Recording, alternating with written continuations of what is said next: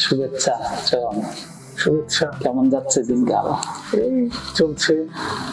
আচ্ছা, আজকে যেটা আলাপ করতে চাচ্ছি সেটা হলো যে আমরা যে ত্যাগ ও সেবা অভিযান করি কারিতাস বাংলাদেশে, এবং এটা দ্বারা মানুষকে অনুপ্রাণিত করি যেন তারা ত্যাগ করে, তাদের ত্যাগের কারণে যে সাশ্রয় হয় সেটা যেন অন্যের উপকারে ব্যয় করে। আসলে কি এই কাজটি মানুষ করে? ত্যাগটা ওইভাবে হয় বা ত্যাগ করে জমাইয়া সেটা আমাদেরকে দান করে, নাকি তাদের যা আছে অর্থ বলি সেখান থেকেই করে? তোমার কি মনে হয়? আমার মনে হয় যে সচেতনতামূলক যে কাজটা আমরা করি, স্পেশালি আমি আমার এক্সপিরিয়েন্সে যেটা দেখি যে ফিল্ড লেভেল, একদম গ্রাসরুট লেভেলে যে মানুষগুলা, তারা যখন এই বিষয়গুলা তারা জানে, তারা হয়তো অনেক শিক্ষিত মানুষের মতো অনেক ওইভাবে চিন্তা করে না, কিন্তু যখন বিষয়টা দেখে যান না এটা মানুষের উপকার হবে, তাদের না থাকলেও আমি দেখছি যে মুষ্টি চাল অথবা তাদের 10 টাকা আছে 5 টাকা দিয়ে ওই বিষয়টা আমার মনে হয় আমাদের বড়দের চেয়ে বেশি ওই গ্রাসরুট লেভেল মানুষ বেশি সচেতন এবং সেটাই বেশি ইফেক্টিভ হয়। মানে দানে মানুষের আগ্রহ জন্মায়। আর সবচেয়ে বড় জিনিস হলো যে থিমটা আমরা নেই, এই থিমটা অন্তত যে এই প্রকারণগুলো না পড়লো, যেমন আমরা শেয়ারিং করি মানুষের সাথে, মানুষের একটা ন্যূনতম হইলো যে ভিতরে একটা স্ট্রাইক করে যে yes, as a human being I should do something for the people. এইটা একটা বিরাট অ্যাচিভমেন্ট। এটা ভালো কথা। অবশ্য আমার মনে হয় যে মানুষ, প্রত্যেকটা মানুষের একটু আধ্যাত্মিক এবং তার মনে একটা সবসময় ইচ্ছা থাকে অন্যদেরকে সাহায্য করার, এবং আমার মনে হয় যে ত্যাগ ও সেবা অভিযানের যে সময়টা আমরা মানুষের কাছে যাই, ভালো ভালো কথা বলি, তাদেরকে অনুপ্রাণিত করতে চাই, মানুষ আগ্রহী হয়। কিন্তু আবার এই একই মানুষ আমরা দেখি যে একজন আরেকজনকে শোষণ করতেছে, নির্যাতন করতেছে, তারপরে কেমন যেন মানুষের মধ্যে সহনশীলতা নাই। তো আমরা যে 3 মাস যাবত যে ত্যাগ ও সেবা অভিযান করি, এর দ্বারা যে খুব বেশি পরিবর্তন করে ফেলতে পারতেছি, এটা আমার কেন জানি মনে হয় যে হচ্ছে না। মনে হয় মানুষের মধ্যে যদি এত ভ্রাতৃত্ববোধ, দেশপ্রেম এটাকে জাগায় তুলতে পারতাম, মনে হয় আরো অনেক ভালো হইতো এই কার্যক্রমের মধ্য দিয়ে। এই ব্যাপারে তোমার কি মনে হয়? আসলে তুমি তো অনেকের মতামত শোনো, অনেকের কথা শোনো, অনেক প্রোগ্রামে যাও, মানুষ কি বলে এগুলো? এটা ঠিকই বলছেন যে আসলে আমরা তো একটা সার্টেন লেভেলে মানুষের কাছে যেতে পারি, এবং আমরা যাদের সাথে কাজ করি বেশি তাদের সাথেই আমরা এই ইন্টারাকশন গুলো বেশি হয়, এবং ওনারা আবার তাদের লেভেল ওই পর্যন্ত যাইতে পারে না যেই পর্যন্ত যেই মানুষগুলা পুরা সোসাইটিকে তারা পরিচালিত করে। কিন্তু আমার কাছে মনে হয় যে ওই -0 সে +0 তো আমরা কিছু দিতে পারতেছি, একটা সার্টেন লেভেল যদি মিনিমাম, কিন্তু ওই লোকগুলা তাদের ছেলে মেয়ের কাছে অন্তত ওই ভ্যালুস গুলো আমরা পৌঁছে দিতে পারতেছি। হইতে পারে এখন না হোক, পরবর্তী জেনারেশনে কিছু একটা তো আসবে। কিন্তু যেহেতু এখন পৃথিবী অনেক কমপ্লেক্স হয়ে গেছে, মানুষ কথা শুনতে চায় না, আধ্যাত্মিক বিষয়গুলা ভ্যালুস গুলা শুনতে চায় না, কিন্তু তার মধ্যে তো থেমে থাকলে চলবে না। আমি মনে করি যে টুডে টুমরো, আজকে না হোক কালকে হোক বা একটা সময় এটার বড় আকারে একটা ইম্প্যাক্ট সমাজে পড়বে। আচ্ছা, আরেকটা বিষয়, আমরা তো ওই আমাদের বিভিন্ন অঞ্চলের মধ্য দিয়ে ওই বিভিন্ন শিক্ষা প্রতিষ্ঠানে যাই, স্টুডেন্টদের কাছে যাই, এটার অভিজ্ঞতা কেমন? ফিডব্যাক পাওয়া যায় যে স্টুডেন্টরা কি এইদিকে খুব আগ্রহী হয়? এই যে আমরা এখন একটা শব্দ শুনি জেনজি, এরা কি এইদিকে আগ্রহী হচ্ছে? অনেকে এই জেনজিকে মানে পজিটিভলি উপস্থাপন না করে নেগেটিভলি উপস্থাপন করে। এটা আমি মনে করি সমাজের জন্য আর একটা নেগেটিভ দিক, কারণ তাদেরকে তো আমাদের উৎসাহিত করতে হবে, সুপথে পরিচালিত করতে হবে। হতে পারে যে আমরা তাদের গাইডেন্স ঠিক দিতে পারতেছি না, কিন্তু সেখানে আমরা তাদেরকে বলতেছি তারা খারাপ। এই ক্ষেত্রে আমরা এই প্রোগ্রামের মধ্যে দিয়ে কোনো ভূমিকা পালন করতে পারি কিনা, এই বছর অন্তত পক্ষে যারা বিভিন্ন জায়গায় যাচ্ছি, সেমিনার দিচ্ছি, তাদেরকে একটু উৎসাহিত করা। এটা ঠিকই বলছেন যে আমাদের একটা জেনারেশন গ্যাপটা আছে, এবং মনে হয় যে ওদের আমরা বুঝি না, আমরা ওদের বুঝি না। আমাদের আগে যে প্রোগ্রাম গুলো আমরা দেখতাম যে স্কুলে অথবা কলেজে সরাসরি আমরা সেন্ট্রাল অফিস থেকে বিভিন্ন জায়গাতে গিয়ে বিভিন্ন মানুষ গিয়ে ওই বক্তব্যগুলো স্কুলে দিত, কিন্তু এখন আমি জানি না আমাদের রিজনাল গুলো সেইভাবে করে কিনা, কিন্তু আগে আমরা যাইতাম এবং সেটা মনে হয় আরো বেশি দরকার।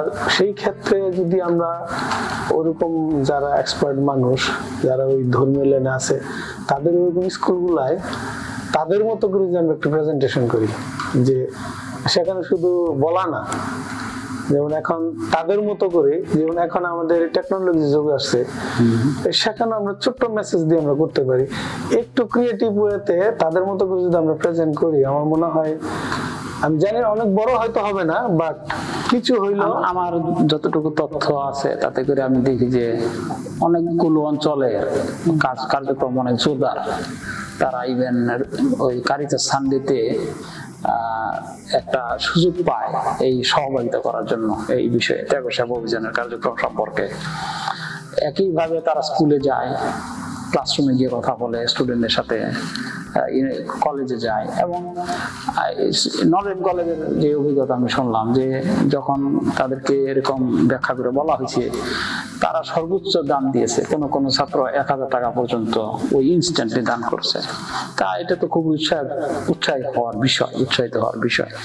ভালো কিছু করার চেতনা কিন্তু আমার কাছে সবসময় মনে হয় যে যুবকদের মধ্যে আছে, ছাত্রদের মধ্যে আছে। এই ভালো করাটা কোনো না কোনো ভাবে বাধাগ্রস্ত হয়, অনেকে হয়তো তাদেরকে মিসগাইড করে। সেই জায়গাগুলো আমরা মনে হয় অ্যাড্রেস করতে পারি। এই বছর তো আমরা 30 তারিখে ত্যাগ সেবা অভিযানের প্রোগ্রামটা করতে পারলাম না, কারিতাস সানডে উদযাপন করতে পারলাম না। এখন অঞ্চলগুলো তাদের সুবিধা মতো করবে। আমরা যে 6 তারিখে করব, আগামী রবিবারে 6 এপ্রিল করব। এখানকার বিষয়টা আমরা মানে আমাদের কর্মীদেরকে কিভাবে আমরা অনুপ্রাণিত করতে পারি। আমাদের কর্মীরা কোনো সময় আমার মনে হয় যে বাধ্য হয়ে তারা দান করে, যেহেতু সংস্থাগত একটা নিয়ম আছে করে। কিন্তু আসলে দান করার জন্য অনুপ্রাণিত হয়ে সবাই করে কিনা, কিভাবে, আসলে তো খালি দানটা বিষয় না, দানটা ছাড়াও আমরা মানুষটাকে বেশি গুরুত্ব দেই। যে মানুষটা তার ত্যাগের থেকে দান করে, আবার যে মানুষটা এই ত্যাগের অর্থ থেকে সাহায্যটা পায়, এটি তার একটা গুরুত্ব। মাদার তেরেসা যেমন বলেন যে তুমি কতটুকু দিলে, দান করলা এটা, বা কতটুকু সেবার কাজ করলা, এটা বড় বিষয় না, কিন্তু তার মধ্যে কতটুকু ভালোবাসা আছে সেটা সবচেয়ে গুরুত্বপূর্ণ। তাইলে আমরা যখন অনুপ্রাণিত হই, আমরা যখন আরেকজনের ব্যথায় ব্যথিত হই এবং দান করি, ত্যাগ স্বীকার করে হইলেও দান করি, নিজের স্যাক্রিফাইস করে দান করি, তখন তার মতো ওটা একটা বড় ভালোবাসার প্রকাশ। এই জায়গাটা কিভাবে আমরা মানুষকে ভাবতে, অনুপ্রাণিত করতে শিখাইতে পারি বা চেষ্টা করতে পারি, অন্তত পক্ষে কারিতাসে যারা কর্মীরা আছে তাদের মধ্যে, এই ব্যাপারে যদি। সুন্দর একটা কথা বলছেন। আমার কাছে আমরা এই বছর একটা খুব সুন্দর জিনিস করেছি। কিছুদিন আগে আমরা একটা ধ্যান সভা পরিচালনা করছি। আমার মনে হয় this is one of the greatest initiative এবং ইট শুড বি কন্টিনিউড। কারণ এই যদি আমরা এক বেলা না, এটা যদি 2 দিন 3 দিন আমরা নিজেদের ওই রিফ্লেক্ট করার সুযোগ পাই, তাহলে আমরা সেই বিষয়গুলো, যেমন আমরা কাজ করতেছি, আমরা অনেক কাজ করতে দেখা গেল ফ্যামিলি ওইটা নিয়ে বেশি ব্যস্ত, অন্য কিছু চিন্তা করার বেশি সুযোগ সেইভাবে থাকে না। তাহলে নিজের রিফুয়েলিং জন্য এরকম মনে কিছু ইনিশিয়েটিভ নিলে তখন একটু চিন্তা হবে। যেমন আপনি দেখছেন যখন নাকি আমাদের ধ্যান গুরু বলছেন যে আমরা কি পেলাম, কয়েকজনের রিফ্লেকশন, ইভেন চোখে পানিও চলে আসছে। এই মাত্র 3-4 ঘন্টায় এতটুকু যদি মানুষেরই হয়, আমার মনে হয় আরেকটু লঙ্গার টাইম নিয়ে আরো নীরবতায় এবং অফিসের বাইরে গিয়ে এই সমস্ত কিছু জিনিস যদি আমরা করি, আমার মনে হয় তখন ভিতর থেকে বিষয়গুলো আসবে। এখন যেটা করতেছি, হ্যাঁ করতেছি, আবার কেউ সত্যিই করতেছে, এমন না যে করে না, সত্যিই করতেছে। আর এই বছর ধরেন যেহেতু রোজা এবং প্রায়শ্চিত্তকাল একসাথে বসছে আমাদের, এটা মাহাত্ম্য, সবার ভিতরে একটা ওই ধরনের ভাবধারা আছে। সেই পরিবেশটা, সেই চিন্তার বিষয়ে সুযোগটা যদি আমরা করতে পারি, আমার মনে হয় it will work. Thank you. এই 25শে মার্চে যে আমরা ধ্যান সভা কেন্দ্রীয় কার্যালয়ে, সেটা আমাদের এই ধ্যান সভাগুলো বা রিট্রিট গুলো বহু বছর যাবৎ বন্ধ আছে। আগে যেমন হয়তো রেগুলার বেসিসে, এটা এখন আর সম্ভব হচ্ছে না ফান্ডিং এর অভাবে। তারপরেও সবসময় যে অনেক টাকার দরকার হয় তা না, যে আমরা যদি সপ্তাহব্যাপী একটা ধ্যানে যাইতে পারি। অনেক মানুষ মনে করে যে এত কাজ রেখে সময় কিভাবে বের করব, কিভাবে দিব, কিন্তু এগুলো মানুষকে যেইভাবে অনুপ্রাণিত করে আমি মনে করি তার পরবর্তী কন্ট্রিবিউশন অনেক বেড়ে যায়। এই যে অনেকে মনে করে ছুটি কাটাবে না, ছুটি কাটাইতে গেলে কাজে ক্ষতি হবে। অনেকে মনে করে যে আমি কাজ করতেছি, অনেক আগে যাচ্ছি, আসলে কি আগে যেতে পারতেছি? এটা না, কিন্তু সেজন্য যে ট্রেনিং, এটা আমি মনে করি মানুষের একটু প্রশিক্ষণ নেওয়া দরকার। ঠিক এই যে আমরা যে এবছর যে সময় সুযোগটা পেলাম, যে ইসলামের যারা ধর্মের অনুসারী তাদেরও রোজা, খ্রিস্ট ধর্মের অনুসারীদেরও রোজা, দুই রোজা একসাথে হওয়াতে এটা একটা অন্য ধরনের বলবো যে গুরুত্ব বহন করেছে। তো আমি মনে করি তারপরে যে এই যে আমরা 3 মাস কাল ত্যাগ ও সেবা অভিযান পরিচালনা করব, এর মধ্য দিয়ে অন্যান্য আঞ্চলিক অফিসে, প্রকল্প অফিসে অন্যান্য কর্মীদেরকে নিয়েও যদি দিনব্যাপী ধ্যান সভাও করা যায়, আমার মনে হয় যে অনেক লম্বা করতে না পারলেও একদিন দেওয়া কারো অসুবিধা না। তাহলে এইভাবে যদি করা যায়, সেটা আমি মনে করি আমাদের দরকার আছে। আমাদের দেহের জন্য যেমন খাদ্যের দরকার, আমাদের আত্মার জন্য খাদ্যের দরকার। আমরা তো ওইসব মানুষ, আধ্যাত্মিক মানুষ, আমাদের এটা অবশ্যই দরকার, অবশ্যই এটা খুব গুরুত্বপূর্ণ।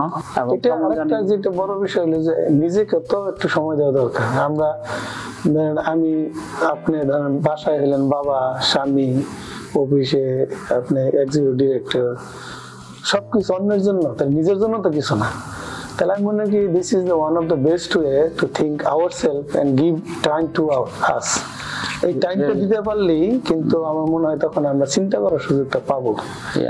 আমার মনে হয় এটা it should be continue, very important. যে কোনো ভাবেই হোক আমরা কাজ করলে টাকার অভাব হয় না, সামহাউ উই ক্যান ম্যানেজ ইট। আমার মনে হয় এটা করা উচিত। নিজের জন্য সময় বের করা অবশ্যই দরকার, এবং এটা আমাদের মনে হয় প্র্যাকটিসে নিয়ে আসা দরকার কারীদের, কর্মীদের, যে কিভাবে আমরা নিজের জন্য সময় নিয়ে আসবো। এবং নিজের জন্য শুধু সময় না, নিজের জন্য একটু পরিচর্যাও দরকার অবশ্যই। আমরা অনেক সময় ওই ঈদ আসুক, পার্বণ আসুক, সবসময় ফ্যামিলির সদস্যদের, আত্মীয় স্বজনকে খুশি করার জন্য চেষ্টা করি, কিন্তু নিজেকেও একটু খুশি করা দরকার। আমার মনে হয় নিজের জন্য একটা পার্সেন্টেজ স্পেন্ড করলে অনেক ভালো। আমি অনুরোধ করব আমাদের যারা সহকর্মীগণ আছেন, দিনের 10% সময় অথবা 20 মিনিট সময়, কত যদি নাও হয়, নিজের জন্য ব্যয় করা। একান্ত নিরিবিলি কোথাও যদি যাওয়ার সুযোগ থাকে, এটা হতে পারে আপনার বেডরুম, এটা আপনার হতে পারে রিডিং রুম, এবং কারো জন্য এটা হতে পারে আপনার স্নান করতেছেন আর আপনি চিন্তা করতেছেন আপনার বিষয়টা, মানে নিজের মধ্যে নিজে হারিয়ে যাওয়া। এটা মনে হয় অনেক কাজে লাগতে পারে। তো আমরা আজকে শেষ করি এখানে। থ্যাংক ইউ, অনেক ধন্যবাদ। আপনাকে ধন্যবাদ।